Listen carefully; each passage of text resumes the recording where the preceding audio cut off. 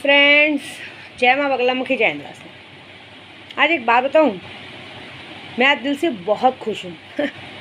अंदर से आंसू निकल रहे हैं और इतनी खुशी हो रही है कि दावजी पाटलाच्या नावानं चांग भले, काळूबाईच्या नावानं चांग भले, मांढर देवीची काळूबाईच्या नावानं चांग भले। मेरी मांडर की काळूदाई माँ गढ़ की रेणुका यल्ला मामा उतरी है, कसम से बहुत खुश हूँ मैं इतनी ज़्यादा खुश हूँ कि मुझे इंसाफ थोड़ा लेट मिल रहा है, लेकिन मिल रहा है। मेरी काळूबाई उतर के जिस तरह से दुश्मनों का संहार कर रही है, बस मैंने ये देखा है, कर्मा इज़ बैक। मैंने कहा था कि पिछले मंगलवार अमावस्या को काळूबाई गई हुई इस अमावस्या तक होगा, और मैं जब बताई थी, आपको याद होगा एक वीडियो में, कि मैं दावजी मंदिर गई थी तो वहाँ पे एक आदमी मिला था और उसने मुझे कहा था, मैं बहुत दुखी थी, मेरे केशव के पापा से मेरा झगड़ा हो गया था, मैं बहुत दुखी थी, तो उन्होंने कहा था चिंता मत कर, 1.25 महीने के अंदर तुझे ऐसी ऐसी खबर आएगी ना, कुछ लोगों की ऐसी ऐसी खबर आएगी ना जो तू सोच नहीं सकती। जितने लोगों ने गलत किया है ना, उन सबके साथ वो होगा जो किसी ने सोचा समझा नहीं होगा।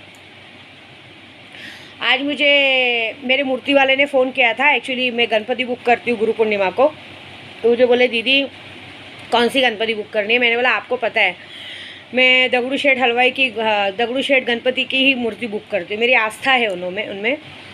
तो मैंने पूछने की क्या ज़रूरत है, आप बुक कर दो। तो मेरे बोलते आप दर्शन करने गए थे। मैंने हाँ मैं गई थी दर्शन करने, वहाँ पे मुझे सम्मान दिया, दुपट्टा उड़ाया। तो मैं बोली मुझे लगा पहचानेंगे नहीं। तो बोलते दीदी आपको कौन नहीं पहचानता है, आप घर से बाहर नहीं निकलती हैं, लेकिन आप यकीन नहीं मानेंगे, आपको गोराई का एक एक बंदा पहचानता है। आप सिर्फ घर से बाहर निकलो ना, आप किसी को नहीं पहचानती, लेकिन आपको हर कोई पहचानता है, हर कोई आपको जानता है, और बहुत सारे लोग आपके साथ हैं। मैंने ये देखा है कि मुझे बर्बाद करने में किसी ने कोई कसर नहीं छोड़ी थी। जब मैं दावजी मंदिर गई थी ना, तो उस आदमी के रूप में दावजी बापू जब आए थे ना, उन्होंने कहा था 1.25 महीने में मैं सबको सबक सिखाऊंगा। और मेरी काळूबाई ने कहा था अगला मंगलवार आते आते मैं तबाही चालू करूँगी। हो गई चालू।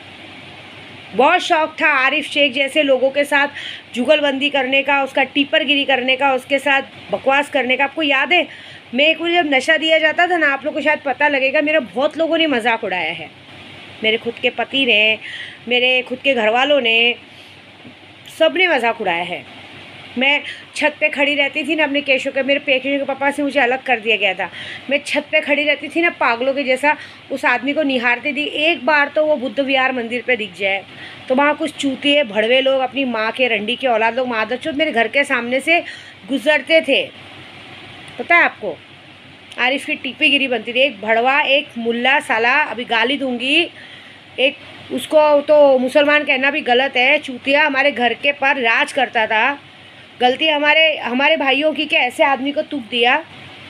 मैं सच बोलूँ ना आरिफ शेख, तू जहाँ भी कहीं होगा, दिल से बद्दुआ देती हूँ कि तेरे आदमियों के सज़ा मुकर्रर हो गई है, सबकी हालत ख़राब होना शुरू हो गई। देखना जैसे जैसे लोग बर्बाद होंगे ना, वही लोगों ने जो तेरा साथ दिया था, वही लोग तुझे ढूंढ के मारेंगे। सब लोग तुझे ढूंढ के मारेंगे, तेरी वजह से सबकी बर्बादी है। और माया मैडम, तेरे पीछे तो मेरी काळूबाई पूरी तरह से पीछे लगी है। तेरी योनी में बहुत खुजली हो रही है। क्या करिए, तेरा आदमी तुझे पूछता नहीं है। अरे तेरा आदमी तुझे क्यों पूछेगा, बता। तूने भाई के साथ मुंह काला किया, दोस्तों के साथ मुंह काला किया, ना ससुर को छोड़ती है, ना जेठ को छोड़ती है, ना सगे भाई को छोड़ती है, हाँ, ना दोस्तों को छोड़ती है। तेरे साथ तेरा आदमी कैसे रहेगा, तेरी योनी में खुजली होती है। क्यों ऐसी हरकत करती है। मेरी मांडर के काळू देवी तेरे पीछे पड़ी है, तेरे को सपने में सांप आके लपट ले रहा है, सपना देख रही है। तू कितनी भी कोशिश कर, कुछ भी नहीं होगा। हाँ मैंने सुना है कि मुझे शायद तूने देखा होगा कहीं पे भी। मेरे को हाजिदा बता रही थी कि माँ, शायद उसको ना माया मैडम को यकीन नहीं था, आपका पेट देखती थी तो इसको यकीन नहीं था कि आप प्रेग्नेंट हो। उसको लगता था ऐसी पेट निकलेगा। लेकिन जब उसने आपको एक बार सामने से देखा कहीं तो अब वो दिन रात उसको बात खाई जा रही कि बच्चा होगा तो क्या होगा। तेरे जैसी नहीं हूँ मैं, मेरा बच्चा तो होगा, लेकिन मतलब बोलती माँ उसने सिर्फ आपको यूट्यूब पे देखा है, आपका रंग रूप देखा है, लेकिन जब सामने से देखी तो उसका सारा घमंड एकदम चकनाचूर हो गया। वो जो एक टाइम कोशिश करती भी थी, सोचती थी कि मेरा आदमी मुझे कभी देखेगा, लेकिन आपको देखने के बाद उसका सारा घमंड चकनाचूर हो गया। मैं काली माता की पुजारी, उनकी बेटी हूँ। तू मुझे क्या आँख भर के देख पाएगी? मेरी माता रानी तेरी आँखें ना नोच लेगी? मैं सच बोलूँ, दिल से बोलूँ, मैं दिल से चाहती हूँ ना कि तेरे घर वालों ने एक बार मुझ पे नाम डाला था कि पता नहीं कितने लोग इसके घर पे आते जाते हैं, पता नहीं किसके साथ मुंह काला किया और ये प्रेग्नेंट हो गई। लेकिन मेरे केशव के पापा थे जिसने सबके सामने बोला था नहीं मेरा बच्चा है, ऐसी नहीं है वो। लेकिन सच बोलूँ ना, मेरे पूरा दिल से मेरी इच्छा होती है कि उन्हीं घर वालों के मुँह पे काली पोते और तू ना कहते ना, तू कहीं पर जाए और तेरे को कम से कम जिस नशे की दुनिया में तूने मुझे और मेरे केशव के पापा को बर्बाद होते देखा है ना, उसी नशेड़ी लोग, वही दड़गुल्ले लोग, वैसे ही दड़गुल्ले लोग मिलके तेरे को ना 8 से 10 जन तेरा रेप करें, और तेरे को ना उधर से जहाँ तेरा रेप करे ना वहाँ से तू बिन कपड़ों के नंगी, एक रुमाल तक तेरे कपड़े में नहीं, रोज नंगी तू अपने घर तक आए। मेरे दिल से ये तमन्ना है, दिल से। लेकिन हाजिदा बोलती माँ आपने उसको देखा है ना सामने से? मैंने बोला बहुत पहले देखा था। तो बोलती है बहुत पहले देखा था, अभी आप उसको जाके देखो, उसके अंदर ऐसा कुछ बचा ही नहीं है। वो कहते ना, सिर्फ उसका वो पति है नालायक जो उसको अपने साथ रखता है और उसको मतलब थूका हुआ चाटता है, तो भी उसके साथ संबंध नहीं रखता है, लेकिन थूका हुआ चाटता है, उसके हाथ का खाता है, उसके हाथ का पीता है। बाकी आपको सच्ची बोलूँ, आप दड़गुल्ले को बोलो ना, दड़गुल्ले लोग भी नशा ले लेकिन अच्छी चीज़ खाते हैं, ऐसी गंदी चीज़ को तो वो भी न छुएं। इतनी गंदी दिखती है वो, इतनी गंदी, बदन से बदबू, उसकी पूरी योनि सड़ी हुई, साफ़ सुथरी नहीं रहती, गंदे से रहती है। आपने उसको बहुत पहले देखा होगा, अभी तो जाके तो देखो। अब उसने आपको सामने से देख के उसको दिन रात बात खाई जा रही है कि इसका बच्चा हो जाएगा तो क्या होगा, लेकिन आप जो बात सोच रहे हो वैसा कभी नहीं होगा। देखिए सच्ची बोलती हूँ, दिल से बोलती हूँ। मैं भगवान से हमेशा मनाती हूँ कि तू पूरे समाज के सामने ना एकदम नंगी हो, जिस तरह से तूने तूने और तेरे घर वालों ने मिलकर मेरी इज्जत को नंगा किया था ना, वैसे मैं खुद चाहती हूँ कि तेरी इज्जत पूरी नंगी हो, तेरे को पूरे घर तक तू नंगी आए। वो भी एक दिन आएगा, लिख के लेना, क्योंकि आप किसी पे एक उंगली उठाओगे ना 4 अपनी तरफ लेती है। लेकिन क्या कर सकते हैं, क्या है मालूम है, तू जीतती क्या है मालूम है? तेरा पति इतना बेशरम है कि वो जानता है तू गलत है, लेकिन अपनी झूठी इज्जत बचाने के लिए तेरी जैसी गंदगी को साथ रहता है। और हाँ, आजकल माया मैडम का मैंने देखा भी है, फिर से बार बार कॉल करना, ये करना, वो करना, क्यों? क्या ज़रूरत है? क्यों फिर से वही पिक्चर क्यों चालू कर लेना? ये सब करना अच्छी बात है क्या? ये सब अच्छा नहीं है। एक ये सब जाने दो, तुम्हारी नसीब तुम्हारे साथ। और दूसरा, और हाँ, माया मैडम को ये भी बोलूँगी कि मैंने सुना है कि अपने बार बार तुम जो अपने पति को फ़ोन करती हो बच्चे के बहाने, इसके बहाने, उसके बहाने, मत किया करो। एक बार इंसान इरिटेट हो चुका है, तुम्हारी वजह से इंसान इरिटेट होके वीडियो कॉल से परेशान होकर, तुम्हारे कॉल से परेशान होकर उस इंसान ने कहते हैं ना व्हाट्सअप, फेसबुक सब चलाना बंद कर दिया है। अब तुम बच्चे के बहाने उसको इरिटेशन करने को देखते हो, क्या मिलता है? इज्जत मिलती है क्या? सामने वाला भी बच्चे से बात करके तुमको इग्नोर करके हट जाता है। थोड़ी तो शर्म करो, क्या मिलता है तुमको? फिर वही खेल शुरू कर रही हो, मतलब कभी ससुर को यूज़ करना, कभी इसको यूज़ करना, जब कोई साथ ना दे। ये जो ख़राब ज़िंदगी चुनी है ना, ये तुमने खुद चुनी है। तुम्हारी गांड में सुलेमानी रहमानी कीड़े थे कि मुझे परिवार से अलग रहना है, मुझे अकेले रहना, तो रहो। फिर तुम अपने पति से क्यों एक्सेप्ट करती हो कि वो बार बार तुम्हारी गांड में आके घुसे? जान दो जैसी करनी, क्योंकि मेरी मांडर के काड़ो दे, अभी तो सिर्फ शुरुआत है। सबसे पहले आरिफ शेख जैसे लोग हो, कुमाता हो, माया मैडम, इन सबकी अभी शुरुआत है। बदन से सड़ेंगे, शरीर से सड़ेंगे, काम धंधे से सड़ेंगे, और सबकी जो जिसकी गंदगी होगी ना, धावजी पाटिल ने वादा किया है सबकी हालत भी। अभी तो मेरा सिर्फ नांदेड़ जाना बाकी है, और मैं जाऊँगी। माहौरगढ़ की रानी नीचे उतर आई तो विद्यादेवी माहौरगढ़ नहीं जाएगी, फिर क्या करें? मेरा बस एक ही इंटेंशन है, माँ, जिस तरह से लोगों ने मुझे मेरी इज्जत को नंगा किया, मेरे बच्चे को आने तक रोक रहे। आज तक मैं 2 साल होने आ गया, मैं अपने बच्चे को कोख में लेके घूम रही हूँ। ये मैं जानती हूँ मेरा बच्चा है, लेकिन ये तू जानती है कि मेरा बच्चा है, लेकिन कितने लोग सोचते हैं कि है कि नहीं है। अगर बच्चा नहीं हुआ, कोई बीमारी भी निकली ना, तो तुम सबकी वाट पहले लगने वाली है, ये लिख के रहना।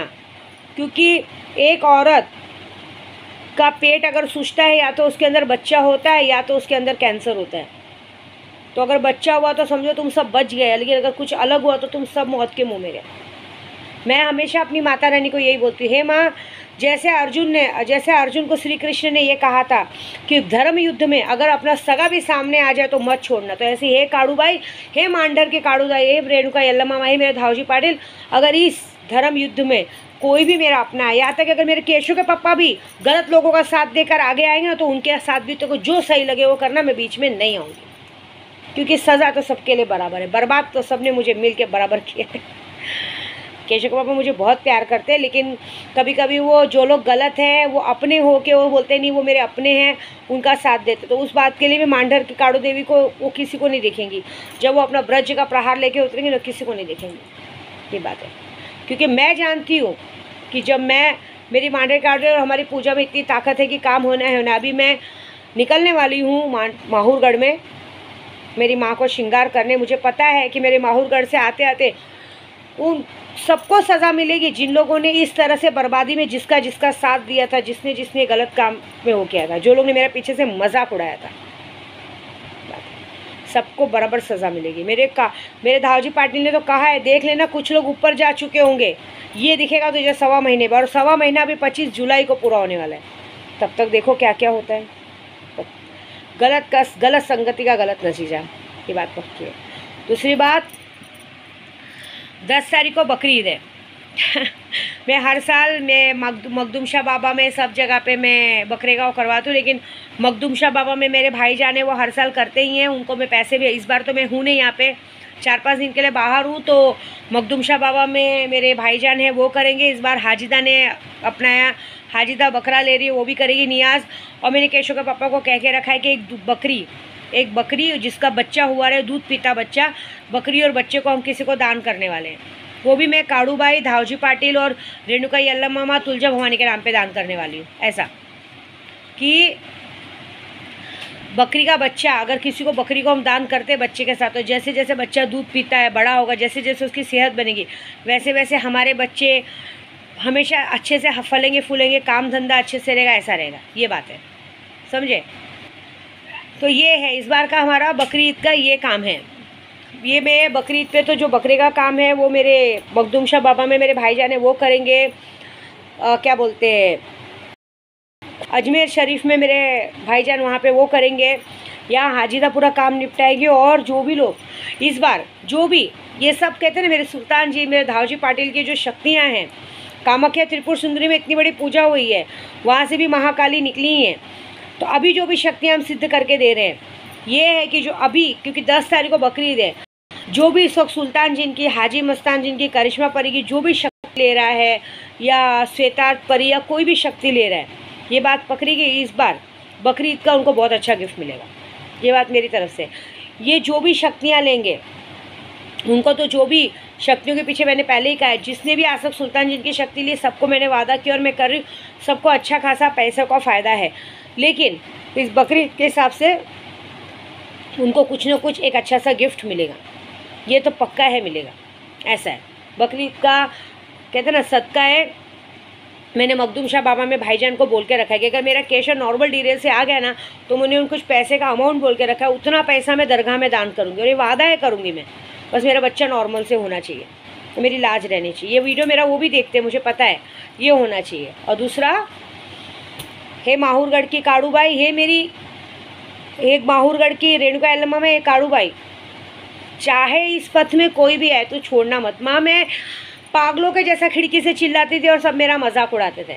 वो टार्जन जिसको मैंने अपने कपड़े तक पहनने को दिए, अपनी अच्छी अच्छी साड़ियाँ पहनने को दी थी, मैंने अक्सर अपने हाथ का निवाला खिलाया, उन सब ने मेरे साथ गलत करने में कुछ भी कसर नहीं छोड़ी है। जिस तरह से वो मेरे बच्चों को अनाथ करने को देखी थी, माँ उसके भी बच्चे हैं, उनको भी वो सब दिखाना कि जब किसी के बच्चों के ऊपर, किसी की बेटियों पर लाज आती तो क्या होता है। ये बात पक्की है। ये तो बहुत अभी तो खबर आना शुरू हुआ है, खबर आना बाकी। अभी तो मांडर की काड़ू देवी का गुस्सा शांति नहीं हो रहा है, कल से बरस रही है, ऐसी बात है। तो बस माता रानी देखेंगी। और मैडम माया को तो एक ही बात बोलूँगी कि अपनी हरकतों से बाज आ जाओ, मेरा पूरा ध्यान रहता है तुम पर। अपनी हरकतों से बाज आ जाओ। कभी अपनी चूत के बहाने, कभी अपने बच्चे के बहाने ये सब फालतूगिरी बार बार ये करने का मत सोचो, क्योंकि नहीं तो मैं अब की बार जो मेरी ग्रुप तुम्हारे पीछे पड़ी है, तुम्हारी गांड मारने से पीछे नहीं हटेगी, बात याद रखना। मैंने सुना है हाजिदा बोलती तुम सब अपनी माँ के बोलने पर करते हो। तुम्हारी माँ को बोलो कि तुम्हारे दामाद को लौड़ा चूसवाना बहुत पसंद है, तू भी चूस, तेरी बेटी को भी बोल कि दोनों जन माँ बेटी मिल के लौड़ा चूसो, उसको मज़ा आता है, तब वो तुम्हारे वश में होगा। समझ लो, तो रंडी हो तुम लोगों को ना विद्या देवी रास्ते में गिरा के मारेगी भोसड़ी हो, ये बात है। और ये माया, एक और बात, सब लोग बोलते हैं माया मैडम वही है जिसको पता है, जिसने ये गलती की उसी को लगेगी। और एक ही बात, जो इन गलत लोगों का साथ देगा तो समझ लेना तुम्हारे जो इन गलत लोगों का साथ देते ना, उसके पीछे धावजी पाटिल खड़े हैं डंडा लेके। वो तुरंत अब इशारा करेंगे और तुम्हारी बैंड बजाएंगे, ठन ठन ठन ठन बजाते हुए आएंगे और तुम्हारी गांड मार के सब लोग चले जाएंगे। मांडर की काड़ू देवी निकली, आपको पता है मैंने क्या बोला था? मैंने सबके कुल देवत को बांध दिया है, भोगो अब। अभी तो गुप्त नवरात्रि पूरी होने में 8 जुलाई बाकी है तब तक मैं पहुंच चुकी रहूँगी माहौरगढ़। क्या होगा, मैं देखो मैं मरने से नहीं डरती हूँ, तुमको मेरा रास्ता रोकना है रोको। कुछ बेशरम लोग हैं जिन लोगों का मैं यूट्यूब पे नाम भी नहीं लेती हूँ, फिर भी मेरे लिए वार करते हैं। बताओ, साला ना लेना ना देना, बस ज़बरदस्ती का वो भी करते हैं, उनकी भी बैंड बजेगी, क्योंकि जब आपका नाम लिए तो दिमाग में नहीं आने का। और बकरीद आ रही है, मेरा सुल्तान जिन और एक्टिव हो रहा है। इतना वादा जरूर है कि सुल्तान जिन या जो भी शक्तियों के पीछे जो भी सबको पैसों का फ़ायदा होता है वो तो होगा ही होगा, लेकिन उसके बाद जो भी अभी ये शक्तियाँ लेते हैं आजकल में, क्योंकि ईद आने में 4 दिन है, ये वादा है कि ईद के बाद उनको उस चीज़ का गिफ्ट मिलेगा, कुछ अच्छा ही मिलेगा। क्योंकि शक्तियाँ लेने से फ़ायदा होता है कि जैसे भले आप 1-1.5-2 लाख रुपए खर्चा करते हैं, लेकिन आपके घर में बेटियाँ हैं, आप पे बहुत सारा कर्जा है, आपके पास घर नहीं है, सब सारी फैसिलिटी आपका मिलती है और आपकी सारी परेशानियाँ दूर होती हैं। शक्तियाँ हैं और शक्तियाँ काम करती हैं। और जिसको सीखने का मन है, जिसको इस बार गुरु मंत्र चाहिए, उसको भले छोटी सी शक्ति लेनी पड़ेगी तभी गुरु मंत्र मिलेगा, एक्टिव गुरु मंत्र मिलेगा, जिस गुरु मंत्र के ज़रिए वो लोगों का काम और अच्छे से कर सकते हैं बस। पर एक और बात बोलूँगी, चाहे गोराई वाले हो, चाहे भीमनगर वाले हो, चाहे गौतम नगर वाले हो, चाहे पूरा महाराष्ट्र हो, चाहे पूरा बोरीवली हो, एक ही बात बोलूँगी, आरिफ जैसे लोगों का, मैडम का और माता का और भी जो लोग गलत है, इन लोगों का साथ जिसने जो देगा इस बार, और जो साथ दे रहे या तो पीछे हट जाओ, और जो इस गलत काम में साथ देगा गेहूं के साथ घुन पीसेगा, ये बात याद रखना। क्योंकि विद्या देवी के साथ जब हुआ तो किसी ने उसका नहीं सोचा, सबने उसका मजाक बढ़ाया, तो आज विद्या देवी जोर से हंसेगी, हा हा हा। अरे मेरे काड़ू भाई माता रानी तेरी गांड मारने के लिए, जो इनका साथ देगा ना उनकी गांड विद्या देवी मारेगी, बस बात खत्म। जय माता दी।